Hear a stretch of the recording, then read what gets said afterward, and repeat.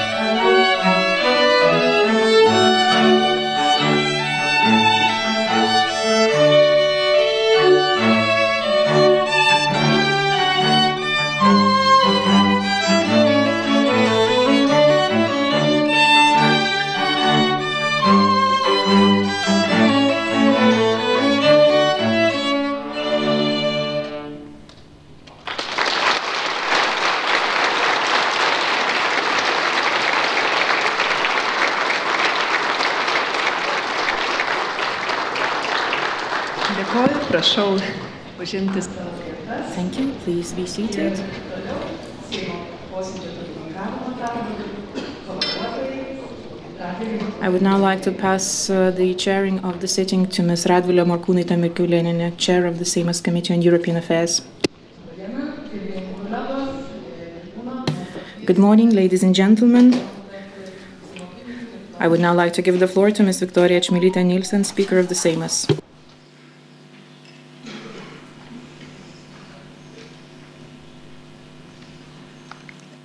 Garbus posėdžio svečiai, kolegos parlamentarai. Honorable guests, fellow members of the Parliament, today we have gathered here to mark two important occasions, the 20th anniversary of Lithuania's membership of the European Union and Europe Day. I would like to express my gratitude to the President of the European Commission, Ms. Ursula von der Leyen, who has paid a tribute to the Seimas of the Republic of Lithuania by her presence with us today.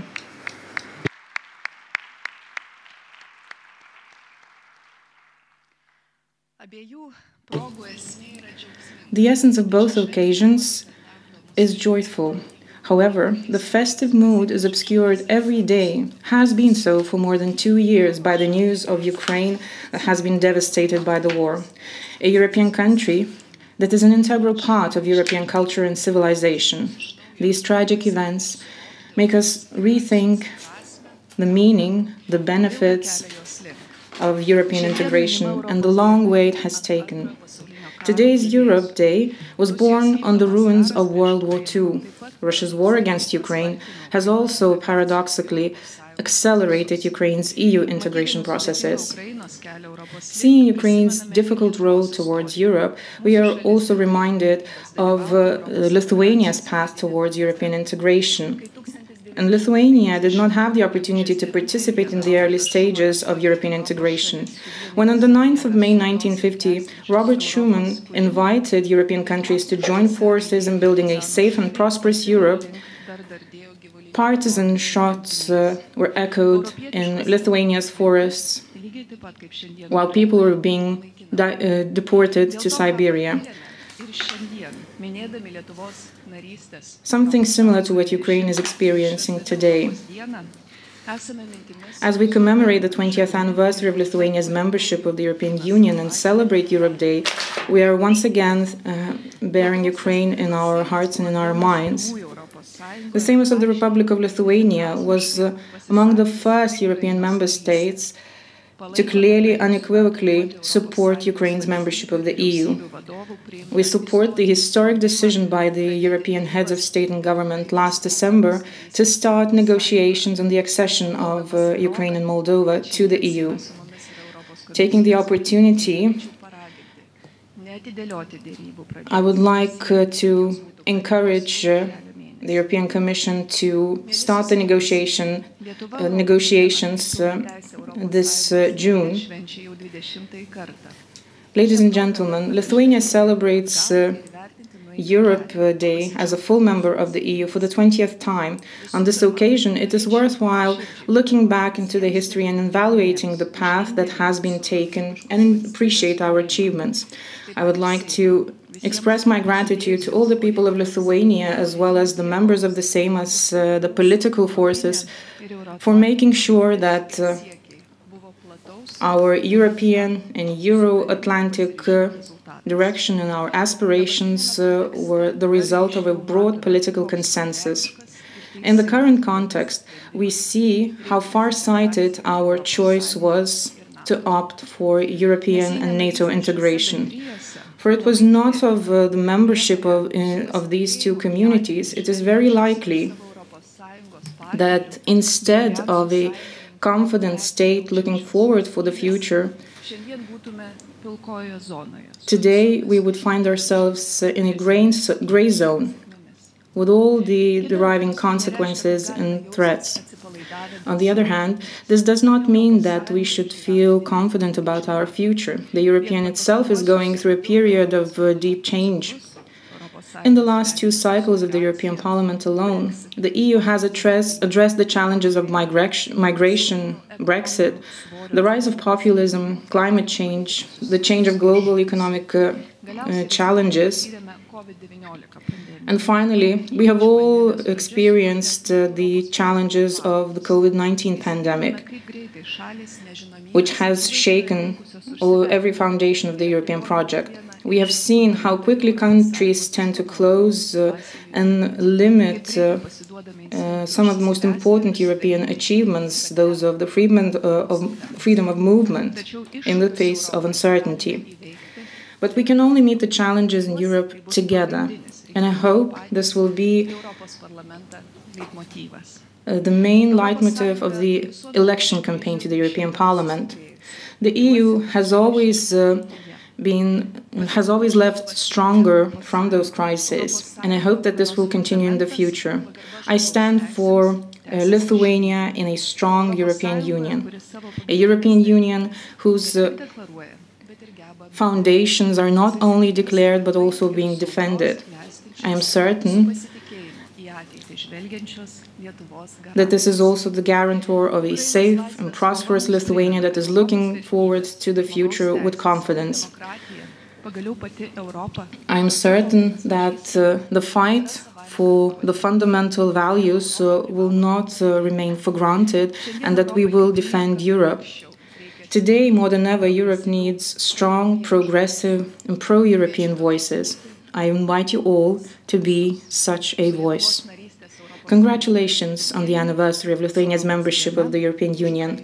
Congratulations on Europe Day, and for Ukraine that is part of Europe. Thank you, Madam Speaker. Viktorija Čmilytė-Nielsen, Speaker of the Seimas, will continue chairing the sitting.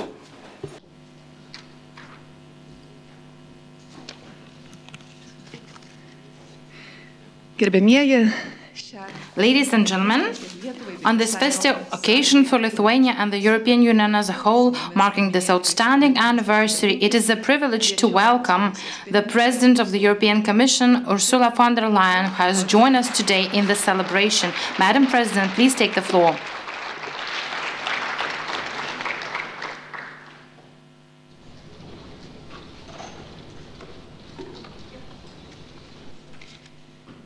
Madam Speaker, Madam Prime Minister, honourable members of the Seimas and the European Parliament, dear people of Lithuania, it is such an honour to celebrate this very special day with you here in the House of Lithuanian Democracy. This is a place where you said no to occupation. This is the place where you re-established your independence. It is from here that you led your nation back to the center of Europe and Euro-Atlantic security. It is a house of wisdom and vision. And this is also the place where the people of Lithuania stood up and stood united for freedom. It was the night of January 13th, 1991. Soviet tanks and troops were advancing across Vilnius, ready to storm this building and stamp out your democracy. But over 50,000 people gathered here from all across Lithuania. They stood shoulder to shoulder, singing and chanting and praying through the night until the morning. Their only weapon was their love for freedom. And they held back the most fearsome army on earth. These are the people of Lithuania. This is the spirit of Lithuania, fearless and free.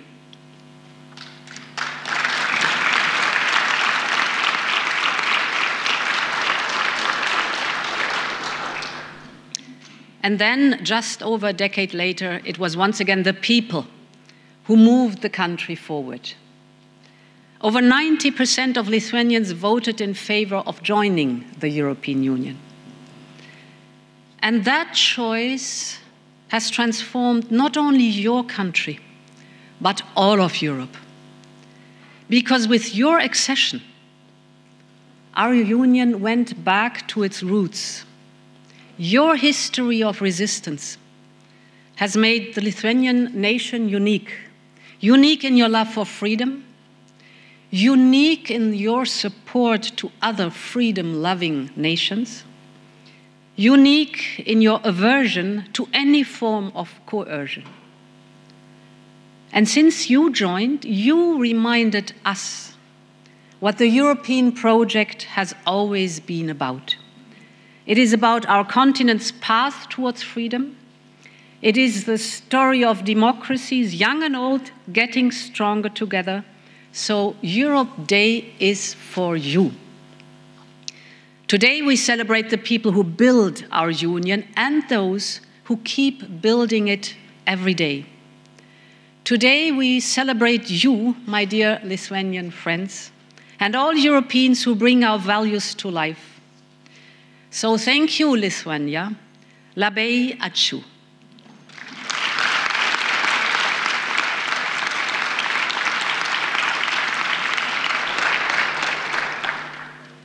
Your country has always been at the center of European history. You always nurtured close ties not only with your immediate neighbors, but with Scandinavia, Central Europe, and further away to the Black Sea. The Iron Curtain had made all of this impossible. But now, Lithuania reclaimed its rightful place in Europe. And it has been a homecoming. Because even if you are on the geographical frontier of our union, you are at the heart of Europe's life. You have become a strong player in Brussels and a strong partner for all other capitals. You are movers and shakers in European politics. And your 20 years in our union are a great success story. A European success story and a Lithuanian success story. Because you have made it happen with your vision and with your dreams. This is a country of innovators and entrepreneurs. And your talent is now recognized across the continent. Your startups have expanded well beyond your borders and conquered European markets. Your capital, Vilnius, is a growing tech hub which attracts people and investments from abroad. Your art, your literature, your opera has taken center stage all across Europe. And as a result, your GDP has jumped from 50% of EU average to almost 90%.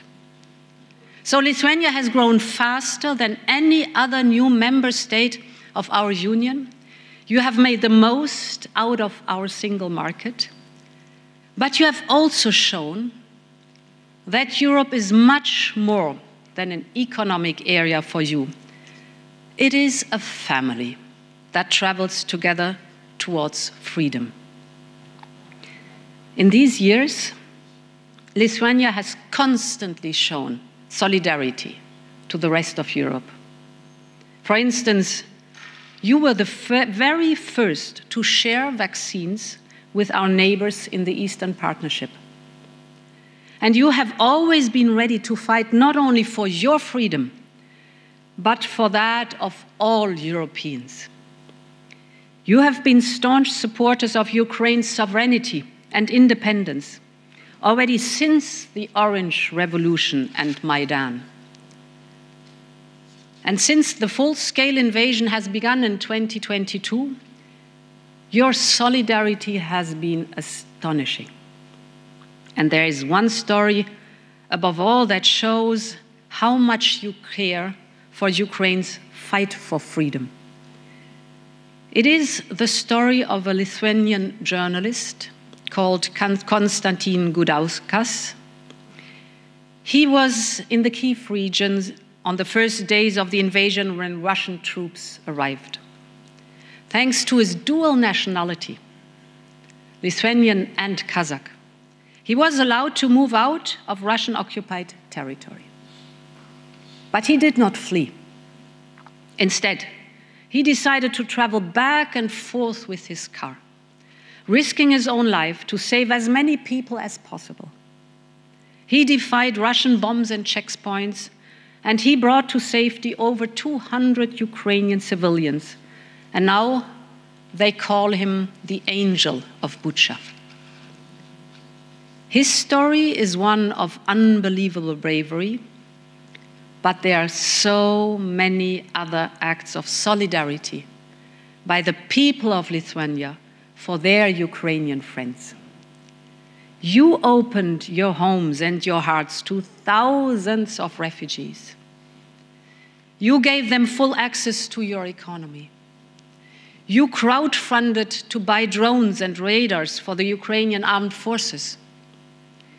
And in proportion to the GDP, Lithuania is one of the largest donors to Ukraine in the whole world. This is amazing, and you can be so proud of it.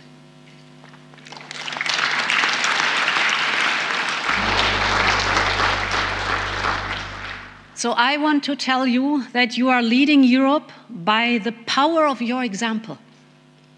And today, you are a true inspiration for all Europeans. Honorable members, for many years, Lithuania warned Europe about the dangers of Russia. After 2014, you told us that Putin would simply not stop. Europe should have listened. It took us too long to wake up to the threat of Putin's Russia. But today our union stands firmly at your side for freedom and against aggression. When you decided to break free from Russia's energy blackmail, our union stepped in with unprecedented funding for clean energy, storage, and interconnectors. It was here that I came to Lithuania together with Jens Stoltenberg when Belarus tried to destabilize you with a hybrid attack. Those were difficult months. Lukashenko tried to divide us, but Europe stood united, and together we tackled this crisis. And now we are joining forces again to defend and to boost our defense industry with legislation here in the Seimas that resonates with our European defense industrial strategy. Because your defense is Europe's defense. Your freedom is Europe's freedom. Today, more than ever, Lithuania can count on Europe, just like Europe knows that we can count on you. Honorable members, dear friends, this year also marks the 35th anniversary of the Baltic Way. That is how your path towards independence began, with a human chain spanning for almost 700 kilometers across the 3 Baltic states. It was a powerful symbol of unity in your desire for freedom. And it still is a powerful symbol today. Our continent's path towards freedom will continue until all the people of Europe are masters of their own destiny, until our union is finally complete.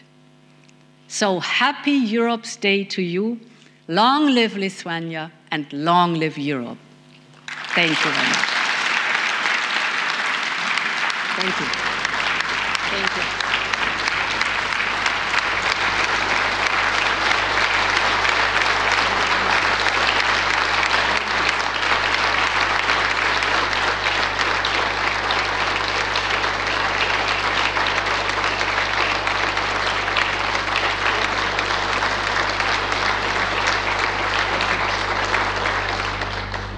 Thank you, Madam President, for your truly inspirational words. Dėkoju už jūsų pasisakymą. Thank you for your speech, Madam President. Ladies and gentlemen, along with Lithuania, 9 other countries joined the European Union in 2004. Each of them had its own expectation and its own challenges. It was the biggest enlargement of the European Union to date, not only expanding the European Union geographically, increasing the number of its inhabitants and its cultural diversity, but also marking the unification of Western and Eastern Europe. This extremely difficult, large-scale process of negotiations and accession to the EU was supervised by Mr. Romano Prodi, the President of the European Commission at that time. Let us watch Mr. Prodi's video address. My friends of the Lithuanian Parliament, I'm so happy to be with you after 20 years in which we have been together, It was a great day 20 years ago, the 1st of May in Dublin, when we were also happy, Somebody can say that nothing has been totally well done. We have problems, but the new Europe is a great success from the economic point of view, a great convergence. The agreement among people much stronger and deeper than we thought. Clearly, there are always some problems. Some country has a different view of Europe, but this is democracy, and this is what we wanted to do. Better economic life, stronger achievements in democracy and in relation among people. That's what we achieved. And clearly there are also problems, because preserving the role of unanimity in the European decision, we are losing power in the world. We are strengthening our unity, but losing our role. United States and China, they are squeezing us, and even in the terrible aggression in Ukraine, we couldn't propose a process of settlement and peace. There were Turkish proposals or other initiatives, but clearly we must absolutely, and with the process of unanimity, decision taken. Unanimity is paralyzing things, and we have to do as we have done with the euro. We were 12 countries, now we are 20, and in spite of the bad management of the economic crisis, euro is making progress and it is helping us. But if we have not common foreign policy, common defense policy, and we have not some sort of fiscal harmonization, we are not the unit that we have to be. We can't send our strength to people. So this must be our goal, our aim, to go jointly in the same feeling of happiness that we had the 1st of May of 20 years ago, but with the idea that if we don't make progress, we go back. And so, please, Europe cannot be built on compromise. Europe can be built only in common destiny and common action. Thank you so much for the invitation. Happy to be with you.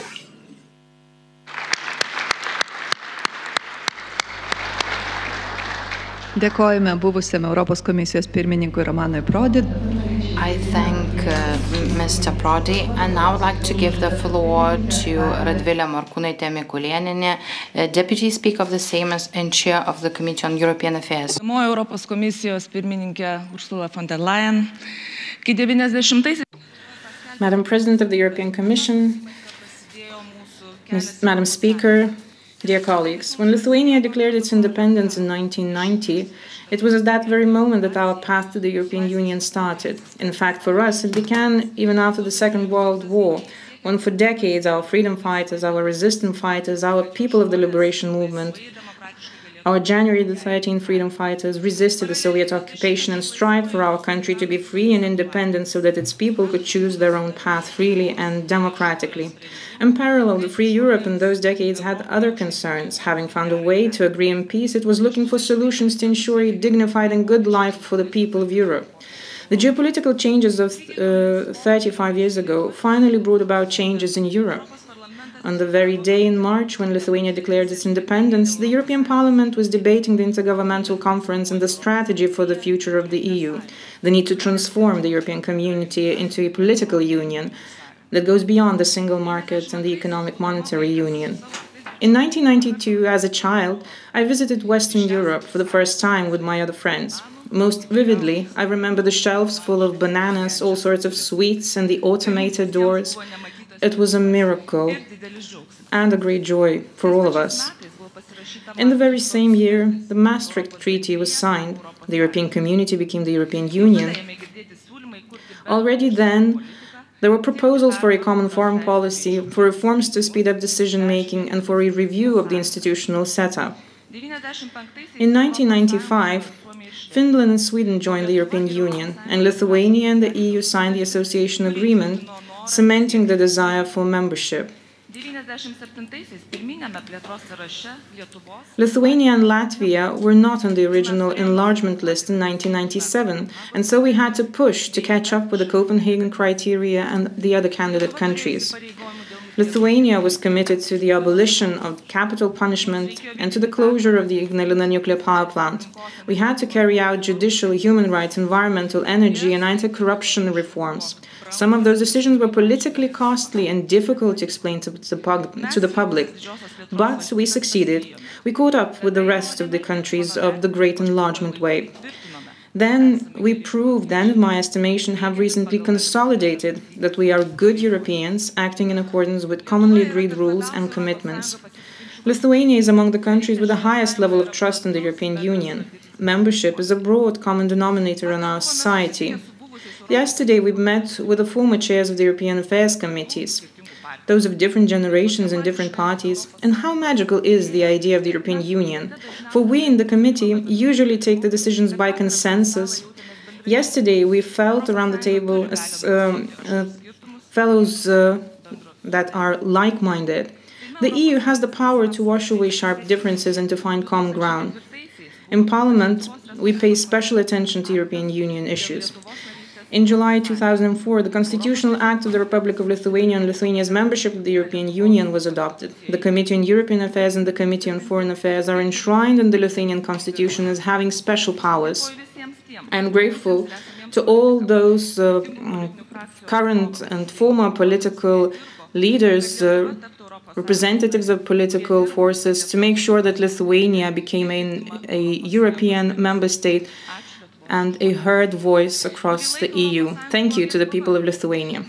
For a while, the EU felt fatigue, and it happened so that the challenges force us to mobilize our efforts. We developed the Resilience and Reconstruction Fund, our response to the EU towards granting candidate status to Ukraine and Moldova. All of that demonstrated that we are ready to assume leadership, and we should take the next steps forward. We have to take care of our security and our defense. As we see what happened in the EU in the past, we can see that we are on the verge of changes. We need to step up our decision when it comes to the bypassing of sanctions.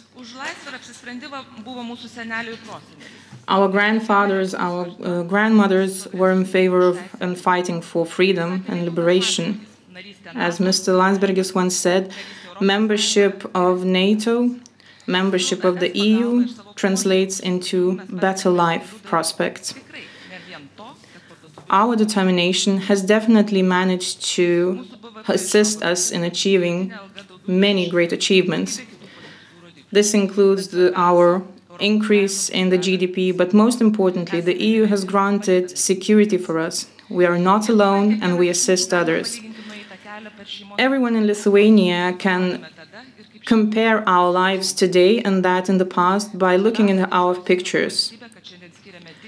But most importantly, I take pride in our country in that we support greatly Ukraine, that we support the development of democracies across the world, and that we are strengthening our security and defense. So I believe we have the moral right to request from others to support Ukraine meaningfully, to distance themselves from non-democratic and threatening regimes and from dependencies on them. I'm grateful to our friends for their support on our road towards the European Union. I congratulate all those countries that have joined the European Union together with us. I congratulate everyone on Europe Day. However, the greatest day will be when Ukraine, and so all of us, will win. Then that day will bring light to all of us. Thank you.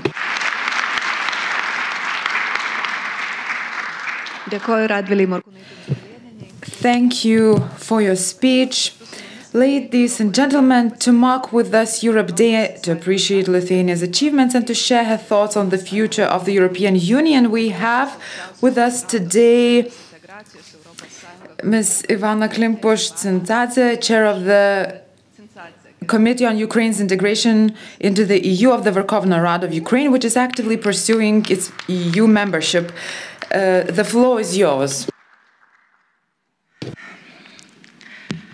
Dear distinguished Madam Speaker, Your Excellency, Madam Prime Minister, Your Excellency, Madam President of the European Commission, dear honorable colleagues, dear friends, dear guests, I am very much touched by this and honored by this very special invitation to celebrate today with you the 20th anniversary of you, Lithuania, joining the European Union and the Europe's Day. I guess you would, colleagues, agree that probably the first European idea was already formulated and realized by Lithuanians and Ukrainians when the Grand Duchy of Lithuania was formed. And that was this day that actually united different nations in the basis of equality, of their rights, their faiths, and their languages. We definitely are very close nations, not only because we have a common, and we share the common history, but we also have, in many regards, common fate. From the very old times, we have been standing together, defending Europe from Mongolian hordes, from Ottoman attacks, from the intrusions of Muscovy. And we also were together fighting for our independence at the beginning of the 20th century. You have managed much better then, but later on you have been again conquered by the Soviet Union. And after the brutalities of the Second World War, both Ukrainian and Lithuanian guerrilla rebels were the ones who have been countering the Russian occupation, Soviet-Russian occupational forces on the territory of the Soviet Union the longest. And we should be proud of that. We also in Ukraine do remember how the experience of your Sąjūdis has been inspirational for us to renew our effort to fight for independence and create our people's movement, Narodny Ruch, and how you helped us to build here, to print here our newspapers, our literature to be distributed back in Ukraine, calling on people to, and spreading our word for independence. And probably in January of 1991, that was here, the first attempt of the Russian Empire to restore itself while it was falling. But you won then. So, celebration of the 20th anniversary of Lithuania's joining the EU is as important and as critical for Ukraine as it is for Lithuanians. You have managed not only to restore your independence much earlier than other occupied nations in the USSR, but you have managed to recover, to transform, and return to European family where you always belonged to. For us, Lithuanians, as other Baltic countries and those other Central European nations who have seized the opportunity back in 2004 and made everything possible and impossible to join the EU, are an excellent proof of how the European membership empowers impressive modernization, economic progress, democracy, human dignity, freedom, and security. You have demonstrated how the country that has the stamina, has the strategic, honest goal, can consolidate its society, can consolidate its authority, and reach the goal it wants to achieve. Moreover, you have proven to us that dreams can come true. So I am standing here, and I'm proud and humbled to share this tribune today with some of those leaders of yours who have brought Lithuania through the difficult path to the European Union. And I know that it wasn't an easy path. I know that it wasn't the red carpet walk for you, but you have managed then. You have successfully, with excellence, implemented your homework. You have persuaded others, and you won in this competition for the sake of your people. And so this is definitely an inspiring example for us in Ukraine to follow. And another example for Ukraine should be the fact that during all these 20 years after you've joined the EU, Lithuania has been proving that EU rules and procedures are not only adhered to here, but they are very well cherished. And here in Lithuania, the power is for people and not the persons are for power. Lithuania is a brilliant example how a mid-sized country can become critically important geopolitical actor on global level if it genuinely stands for defense of values of freedom. We do admire, back in Ukraine, watching you being undoubtedly one of the leaders of the free world that stands up to autocracies and is ready to counter the universal evil. Dear distinguished members of the government, dear distinguished members of the Seimas, we are gathered here today on Europe's Day, which is first and foremost about freedom, democracy, human rights, cooperation, peace and security, and those ideas have been driving European states together. And not without bumps and not without deviations, we Ukrainians also tried to set this path since regaining independence, but only with the revolution of dignity, with consequent changes, we have finalized our choice as a nation and as a state. And it was exactly then that the Russian aggression, the Russian war of aggression against Ukraine have shattered the world order, and then turning into full-scale invasion has left not only Ukrainian, not only European, but global security in ruins. I know that you here in Lithuania do know what are the Moscow's expansionist ambitions, and that you do know how Putin's Russia is an existential threat not only to Ukraine, but actually to your security and to European security.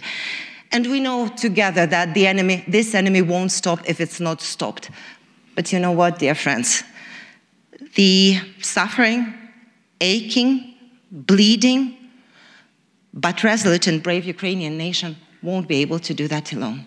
We will not be able to stop this enemy alone. The Russian aggressor, with the help of this other states from the axis of evil, has accumulated additional resources to drastically increase the scope of damages and the attacks that they are carrying out against our peaceful cities. So they know that they cannot break our spirit, but they are trying to destroy the very basis of the remnants of normal life for Ukrainians, trying to make sure that our beautiful towns, cities, and villages are unlivable.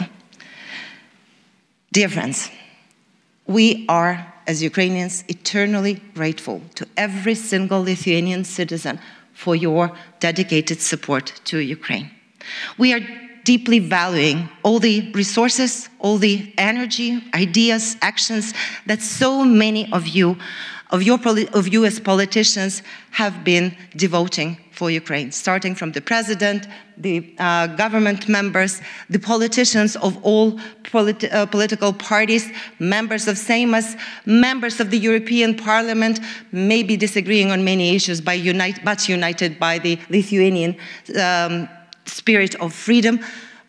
We are grateful for all the incredible efforts of your volunteers and your NGO community to help Ukraine and to help us to stand for our independence, for our sovereignty, for peace and security. We are thankful for your devotion in supporting us in our endeavor to join the European Union. And we are grateful that you've been leading the effort to give us the candidate status, to ensure that the decision of the European Council on opening the negotiations has been taken, to ensure that the other decisions like Ukraine facility and others have been taken for Ukraine. We are highly, highly appreciative of your military, financial, humanitarian aid, and we will never, ever forget all your creativity and all your energy that you have been devoting to help us.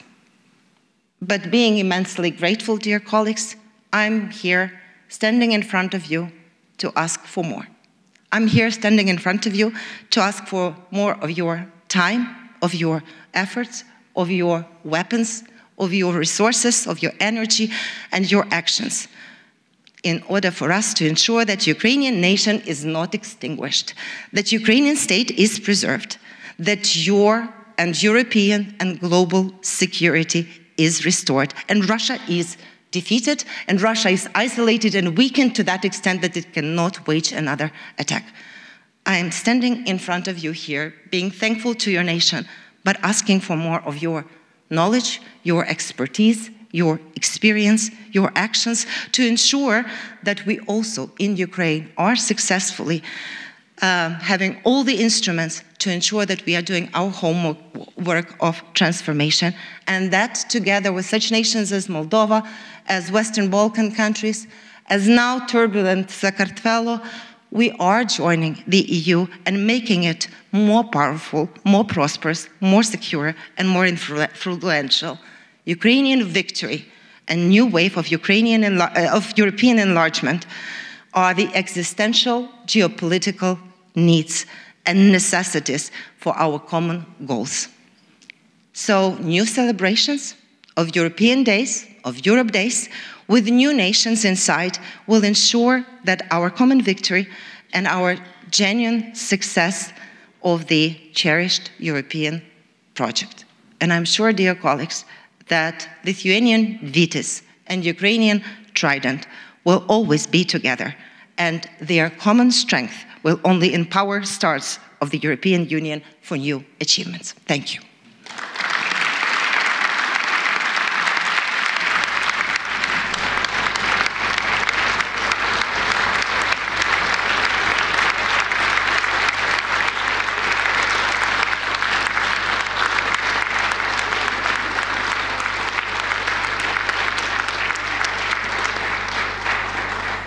Thank you, dear Ivana.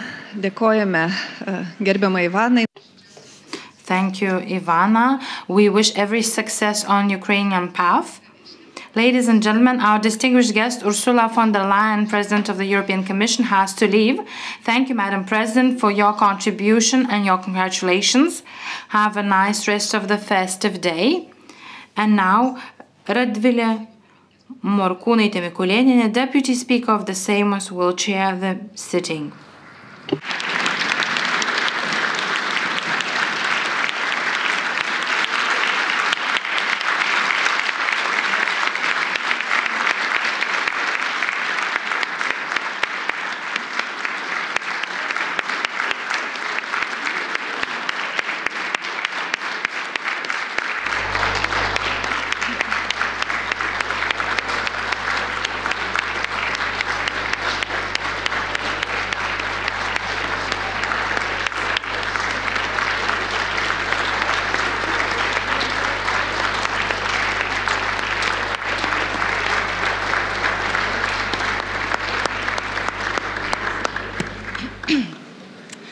Gerbiami kolegos. Ladies and gentlemen, colleagues, let us resume our commemoration of this celebration in order to share our thoughts about the past and the future. And now I'd like to give the floor to two times chair of the Seimas Committee on European Affairs and now member of the European Parliament, Andrius Kubilius.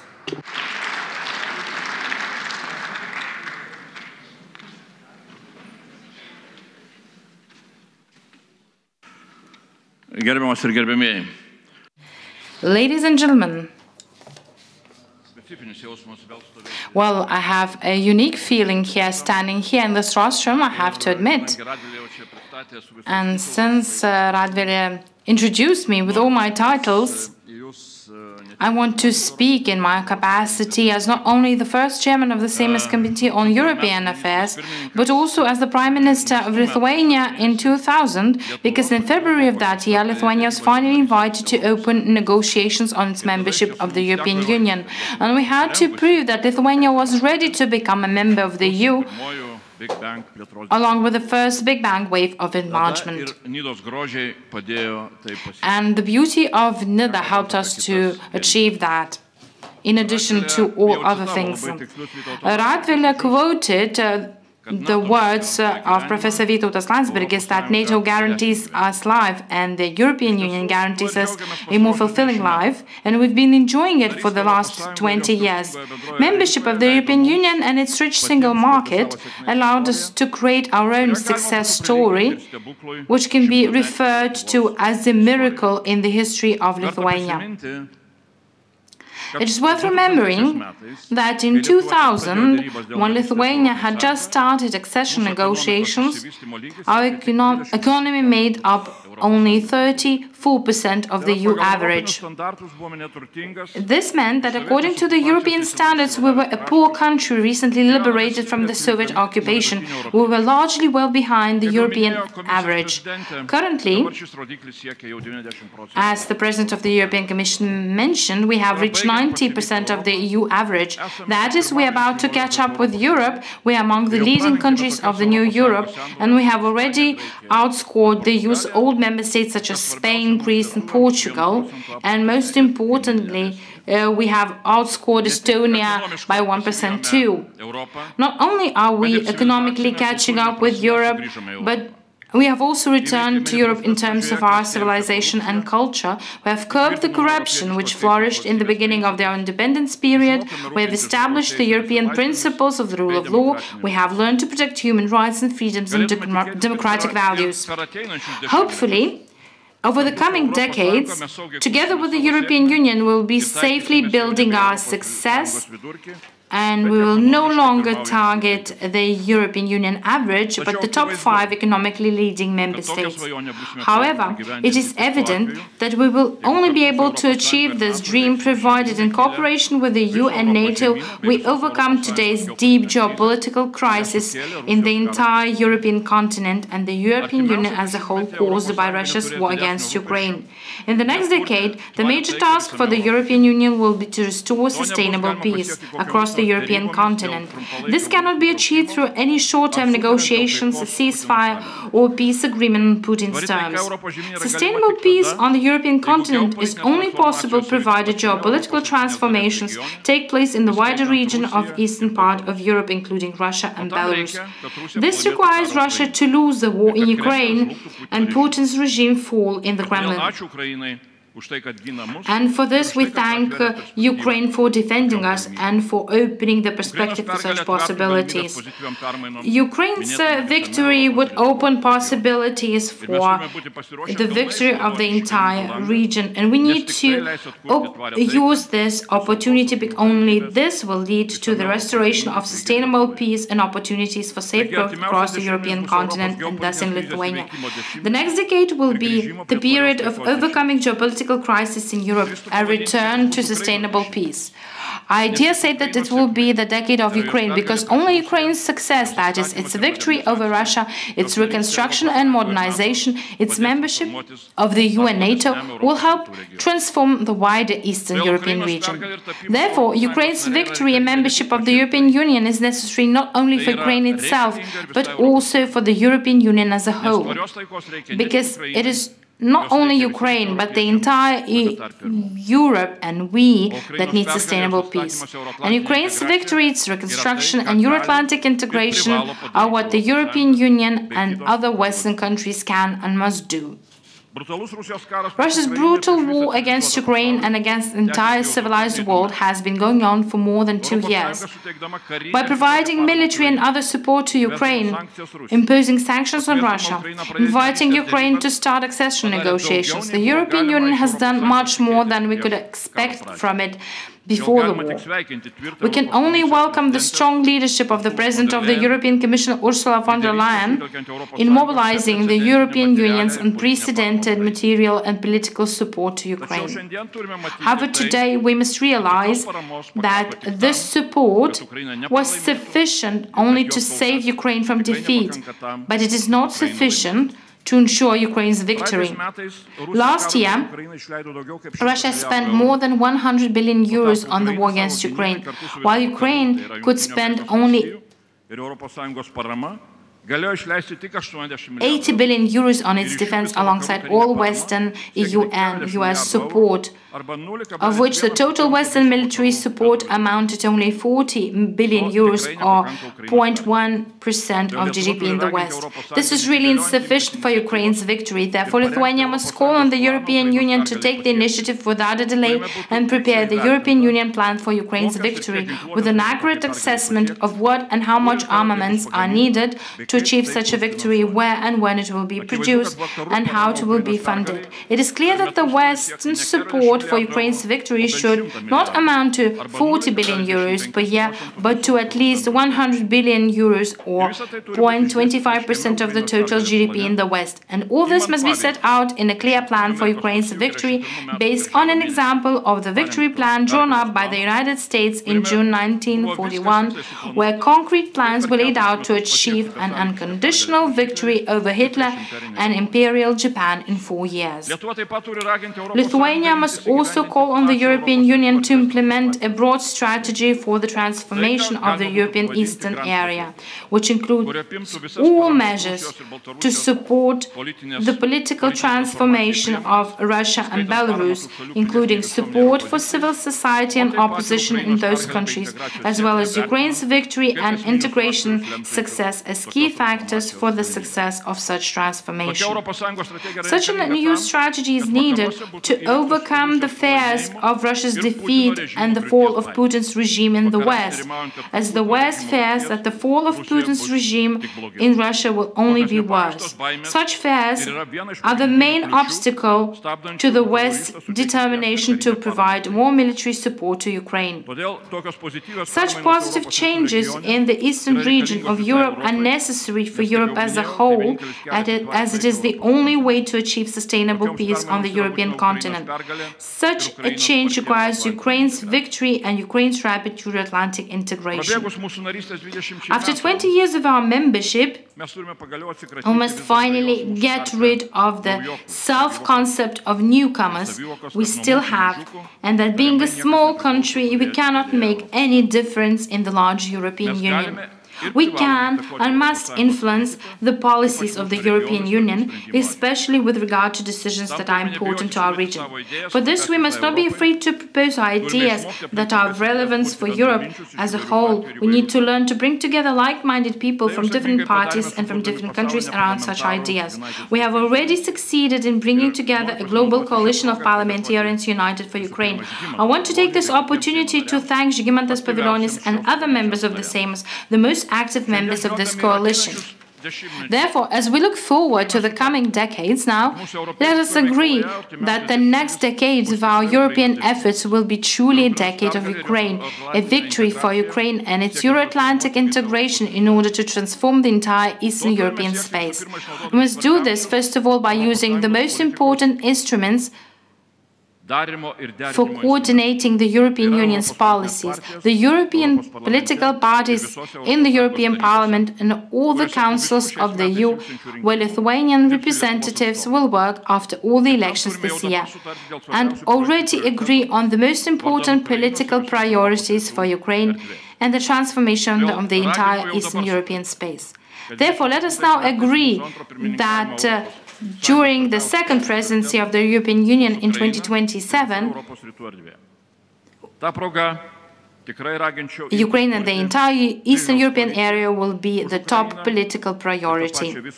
Let's take this opportunity to build a Vilnius coalition for Ukraine and the transformation of the entire Eastern space, just as Berlin has formed the Berlin Coalition for the Western Balkans.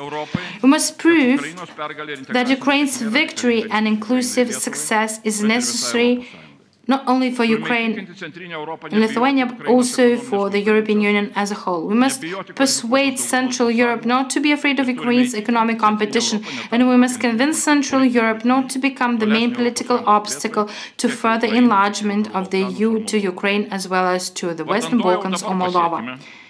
In the name of this, let us ensure that the key institutions of the European Union, especially those responsible for implementing the policy of the Ukrainian decade, have as many highest quality Lithuanian representatives, and that a Lithuanian representative becomes the European Commissioner for Enlargement, responsible for the new wave of EU enlargement by 2030. Because this enlargement truly matters to us like to anybody in the European Union. More than 30 years ago, our fight for freedom contributed to the fall of the Berlin Wall and the collapse of the Soviet Union. Now our efforts are needed to ensure Ukraine's victory and also that the fall of the Kremlin's dictatorship and the new imperial empire. The European Union is capable of achieving this, and we can make sure that the European Union seeks to achieve this. I congratulate you on the 20th anniversary and Slava Ukraini!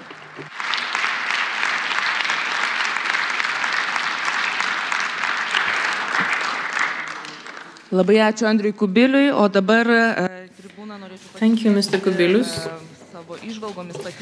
And now, to share his memories, experience, and insights, I would like to invite Mr. Vytenis Povilas Andriukaitis, who was very active in the Seimas on Euro integration issues as Lithuania was preparing for its membership of the European Union, and certainly now a member of the European Commission.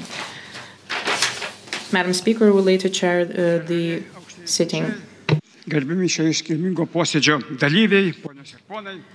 Distinguished guests, dear colleagues, ladies and gentlemen, as I begin my speech, I would like to first and foremost bow to the most important actor in this epic success story, which is the Lithuanian civic nation, which took the crucial decisions that have allowed us to celebrate today the 20th anniversary of Lithuania's EU membership. It was the Lithuanian nation which, having persistently defended its freedom and independence, preserving its spirit, its mother tongue, its language, and its customs, and striving for an open, just, cohesive civil society and the rule of law, has decided, through 3 referendums, to embark on the path of democracy and the implementation of human rights. It was the nation of the Second National Revival, the nation of the Baltic Way and of January the 13th events, which on the 9th of February 1991, on the 25th of October 1992, and on the 10th and the 11th of May 2003, gave its firm yes to participation in the European integration process in order to strengthen peace, security, and progress. It was the nation that advocated for European Union to continue to be based on the following values, that is, respect for human dignity, freedom, democracy, equality, the rule of law, and respect for human rights, including the rights of persons belonging to minorities. These values are neither Western nor Eastern, neither Northern nor Southern. They are common, universal, applicable to nations all over the world, And only those values can ensure a humane and peaceful future for the European Union and the rest of the world. These values derive from the Universal Declaration of Human Rights and are embodied in the Constitution of the Republic of Lithuania and the Lisbon Treaty. These values are obligatory to all EU member states. Without these important decisions of the nation, there would be no celebrations on the 9th of May. It was under the influence of the political will of the people that the Seimas, the representation of the people, undertook the hard work of turning the decisions of the people into flesh, that is, Lithuania's membership of the European Union. It was thanks to the political forces and mainly the Social Democrats that we took this vital decision. Certainly, there were many factors that had to be taken into the context as well, and we are grateful to some of those countries that contributed to this path of ours. In my hands, I have the book titled The Seimas on Lithuania's Road to the European Union, and I hope all of you can see the cover of the book.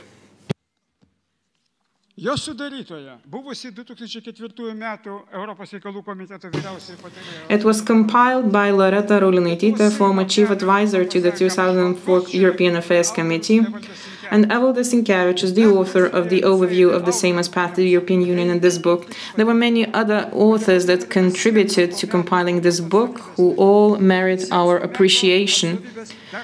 We should also be grateful to Lithuania's representation in the European Commission for the work done on this book. Today, this book is already a bibliographic rarity and a historical monument to the work done. It is a pity that after Lithuania's accession to the EU, the Seimas lacked the political will to continue the review of the work of the people's representation already in the context of Lithuania's EU membership. But perhaps the 20th anniversary celebrations will be a good opportunity to relaunch this valuable initiative. However, these things, they all have their own fate, and so does this book. The old Greek myth reminds us of the kidnapping of Europa. Europa, the daughter of King Agenor of Phoenicia, was kidnapped by the Greek supreme god Zeus. In Phoenician, Europa meant wide-eyed and wide-voiced, in other words, far-sighted and wide-speaking. And this interpretation of Europa's name fit in with the aspirations of pluralism, tolerance, humanism, and high moral ideas, the needs of nations and people for a common coexistence, and the needs of states for peaceful coexistence. Jacques Delors, the recently deceased former president of the European Commission, once said, "Either Europe becomes more democratic, governed by citizens who feel loyalty not only to their own country but to the collective cause as a whole, or there will be no Europe." And these were far-sighted words and truly meaningful today. We cannot turn a blind eye to the fact that chauvinism and nationalistic egoism are returning to the political reality, and that there are more and more voices calling for less Europe. Far-right forces are exploiting people's fears and can seriously oppose the further development of a solidarity-based and effective European Union. The European Union is now facing completely new challenges. War came back to the European continent. Russia's brutal and unjustified military aggression against Ukraine, the bloody conflict in the Middle East, the challenges of the negative effects of climate change, the threat of terrorism, economic stagnation, and the crisis of sovereignty and social vulnerability are all forcing us to search for more effective solutions. They will only be effective to the extent that the integration processes goes to the depth of the body and spirit of Europe, to the extent that we are able to humanize the relations between states and people, and to the extent that common European programs are proposed in the near future. It is clear that the EU member states individually will not be able to overcome many of the present-day problems. the EU is segregated into small countries and those that still fail to realize that they are a small country, be it Germany or Cyprus. In global terms, they're all small countries. So it is quite obvious that we have to find the ways how to overcome all challenges, such as the loss of biodiversity, youth unemployment, illegal migration, various diseases and pandemics,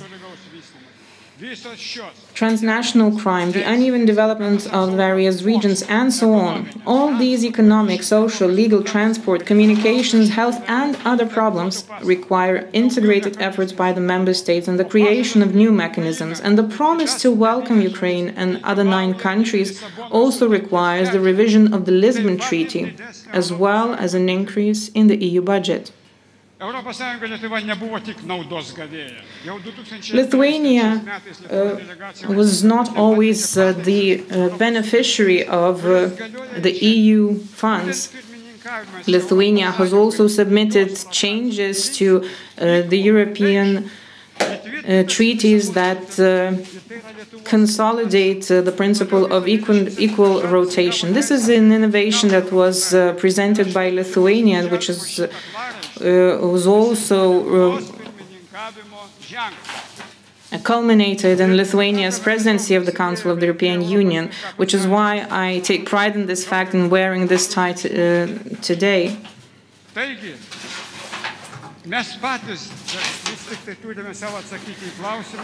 So all of us should answer the following question: why do we undermine Europe? Why do we keep maintaining the idea that we're thinking like Europeans, that we're doing things like the Europeans would do? We always tend to invoke the phrase, "This is what Brussels tells us to do," and yet we forget that all of the European institutions are composed of the representatives from all the European member states, and so all of the decisions are taken with Lithuania's voice as well. And yet we only seem to aim to get more money out of Brussels. And I often tend to hear that Orban knows how to resist the dictatorship of Brussels. That is a beautifully packaged lie, and it must be made clear that you cannot transport the European Union in any car, you cannot transport it in any nice package covered in euro banknotes. And Europe and the European Union is something that cannot exist without solidarity and activeness of all of its members. And there is no European in Brussels without us. We have an equal say in the EU decision-making, but the egoistic principle of unanimity can undermine the development of the European project. Europe is here, in Vilnius, as it is in every other capital of the EU, of an EU country. We can only cultivate it, the spirit of Europe, in Lithuania and in ourselves. And it is time to say that we are no newcomers, that there can no longer be dividing lines between old and new members. After all, we will soon have to start negotiations with 10 new members, so it is imperative that we cultivate the European spirit here at home.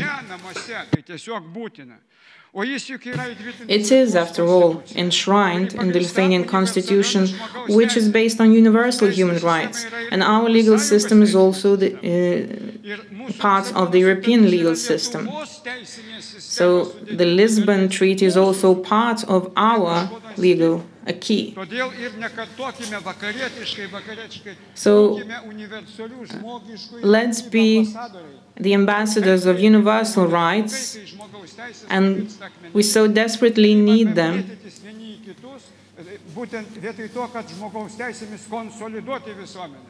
We should invoke universal human rights in order to consolidate our society.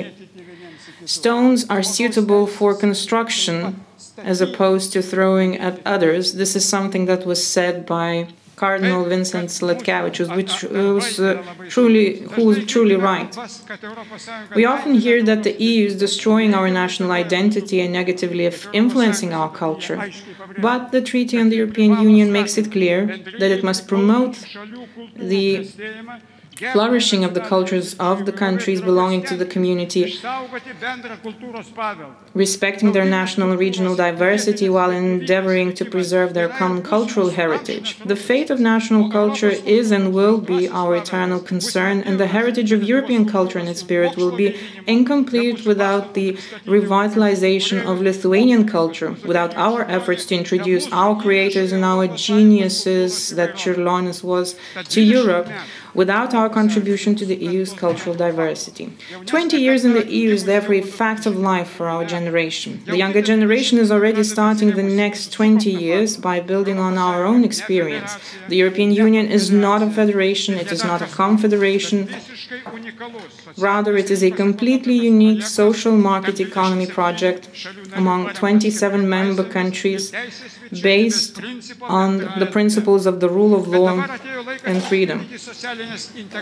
But now it is time to fill it with social integration efforts. People cannot feel second class when they look at their salaries and pensions, when they see the differences in the price of medicines, even though they have the same illnesses.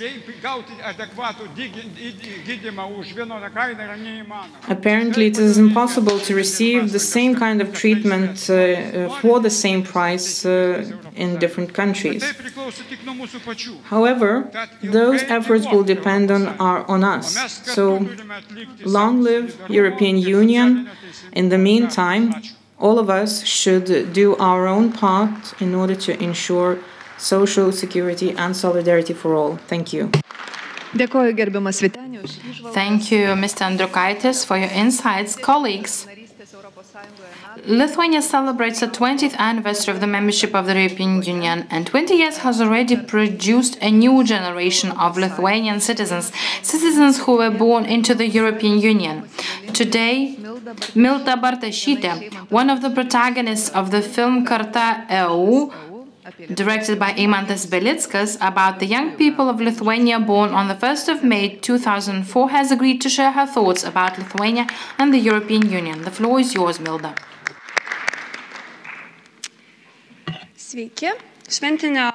Good morning, ladies and gentlemen. My name is Milda Bartašytė, and I'm very grateful for the opportunity to be here today. I was born on the 1st of May 2004, the day when Lithuania joined the European Union and became a part of the community. That beautiful day marks the beginning of my life and actually the beginning of the official history of Lithuania in the European Union. Since the day I was born, I knew the significance of this day to Lithuania. I was reminded of this by my parents, who willingly answered all my curious questions, but also Šarūnas Birutis, who was a member of the European Parliament at the time and organized our birthdays for a long time. Thanks for this, we were able to get to know each other, children who were born on the 1st of May 2004, and were reminded every year of this great day for our country. I'm grateful to Mr. Birutis for fostering this tradition and for the initiative which allowed me, as I grew up, to understand the happiness of growing up in the European Union.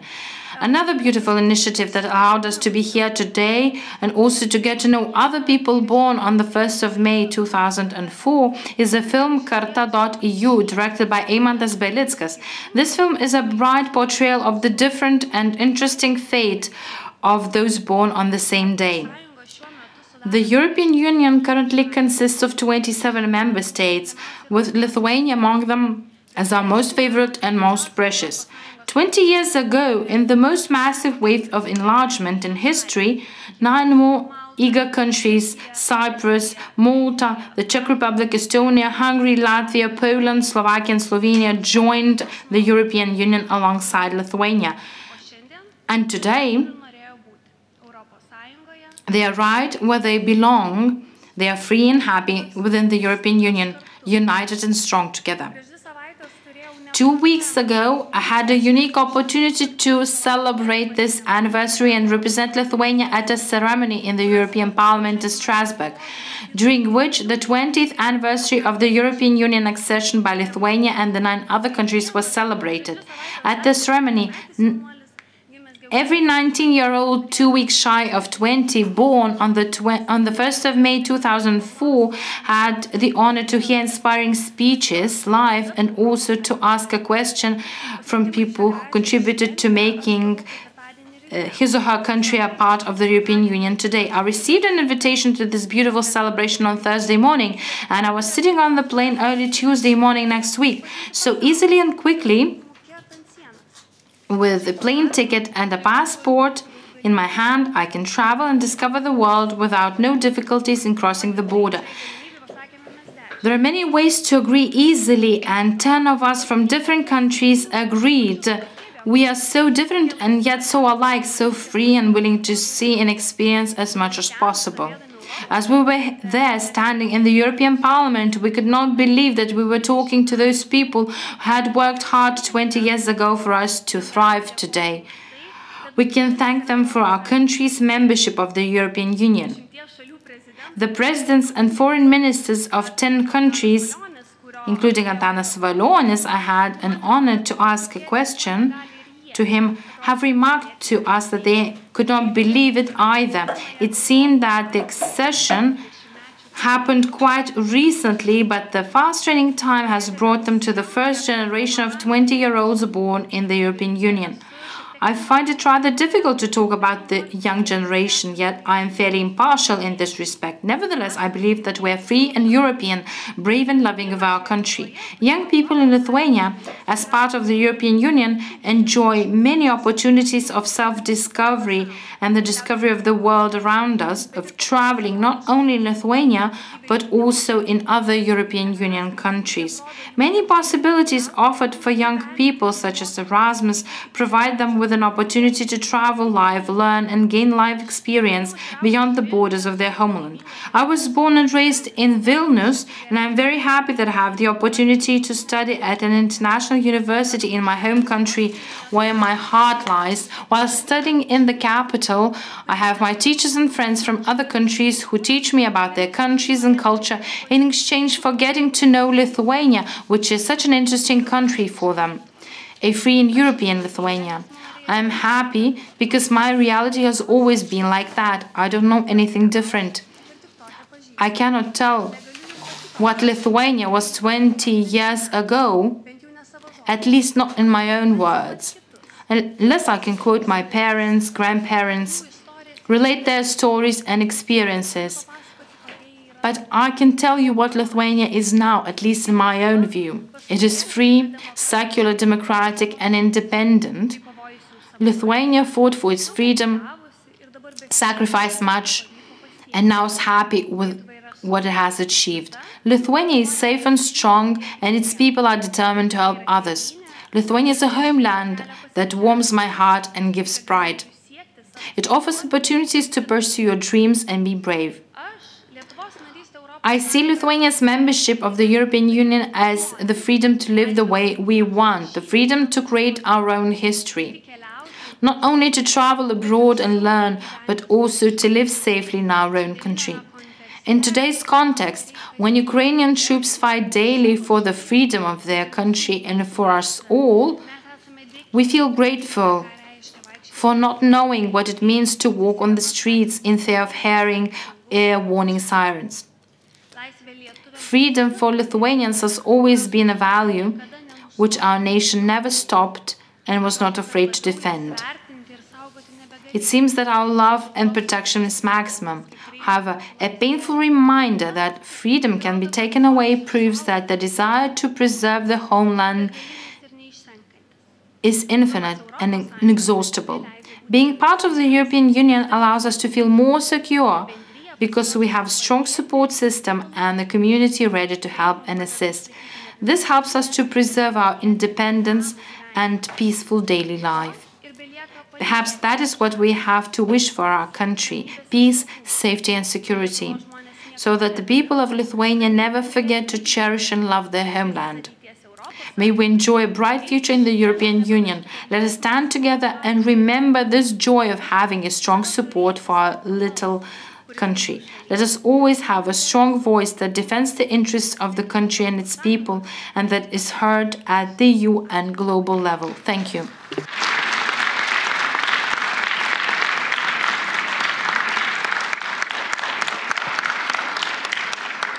Nuoširdžiai dėkojame, miela Milda. Thank you very much, Milda. I wish you the best of luck. Ladies and gentlemen, I would like to give the floor now to the Chief Negotiator for Lithuanian accession to the European Union, Member of the European Parliament, Mr. Petras Auštrevičius. Gerbiama Seimo pirmininkė, gerbiama Madam Speaker of the Seimas, Madam Prime Minister, dear colleagues, parliamentarians, distinguished guests, I congratulate everyone on Europe Day that marks the 20th anniversary of Lithuania's membership. The past 20 years have changed our lives. We are more stable, we are more trusting right now. We have fostered new ties with our partners. It opened us a lot of new opportunities for improvement. Lithuania has become a part of the big enlargement. It has done her homework. It has ensured its agreements with the European Union partners. Our continued consistent work managed to persuade the critics and our opponents. The transformation of our countries shows that deeper integration into the internal market of Europe is a benefit, while the quality of democracy is the necessity. The benefits of being in the European Union are reflected in our competitiveness and increased export. During 10 years, our average wages grew fivefold, which is very impressive. The future convergence of Lithuania and competitiveness are very important factors in its economic success. At the same time, it is very important that Lithuania has passed the democracy exam, respecting the principles of liberal democracy. We managed to avoid looking back into the history too much. We are being tried right now by propaganda and dangerous disinformation coming from the East. It's a real threat. We must withstand it, and we must maintain the foundations of the pluralist media. Lithuania had no other choice but only to watch for 40 years the expansion of Schumann's ideas in Europe. We were isolated, whereas now we are participants of it, and we are responsible for our common future, which also brings new challenges. The Western civilization in Europe managed to win the Second World War only united against evil. We must learn from the past in order to defeat the evil forces of the 21st century. There's no other choice. Otherwise, it might get worse. The European Union requires more coordination when it comes to military help to Ukraine. Member states must support Ukraine not as much as they can, but as much as that Ukraine needs.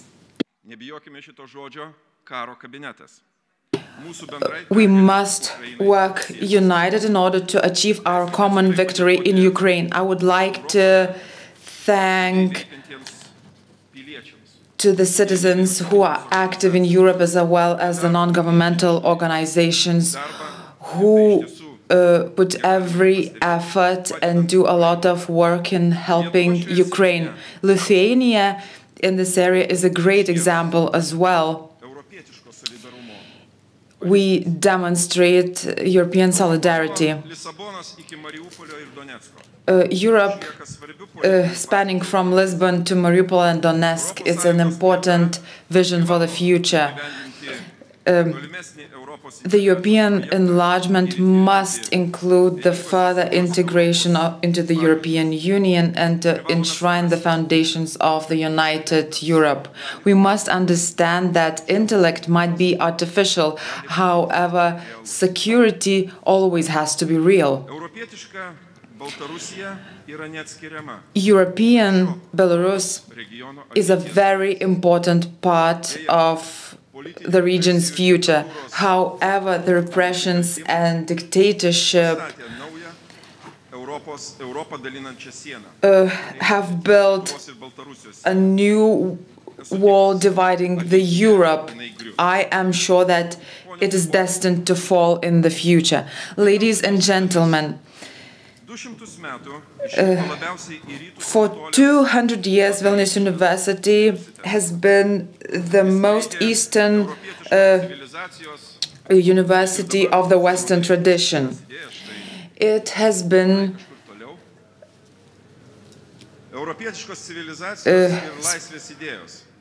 spreading the ideas of European civilization, which inspired both Ukrainians and Belarusians in fight for their freedom. Education always was and will remain the guarantee of our future. So let us do everything to harmonize our European qualification standards.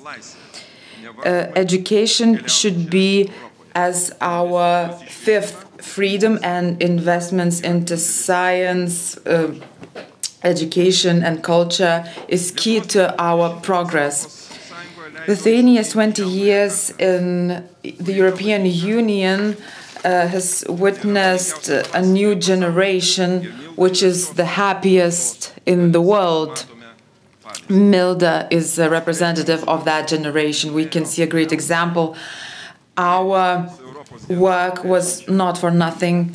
Ladies and gentlemen, I congratulate you on Europe Day, meaning unity and hope. Thank you.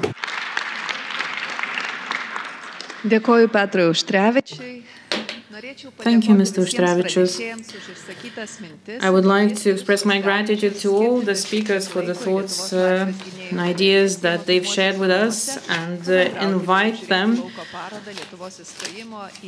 to visit the Gallery of the Defenders of Freedom of Lithuania in Building 1 of the Seimas, to listen to the music performances and to have a cup of coffee and a slice of celebratory cake and engage in face-to-face conversation, as well as view the open-air exhibition on the occasion of the 20th anniversary of Lithuania's accession to NATO and the EU in the ground courtyard of the Seimas. I sincerely thank you for joining us today and wish you a pleasant and eventful rest of the day. And this concludes this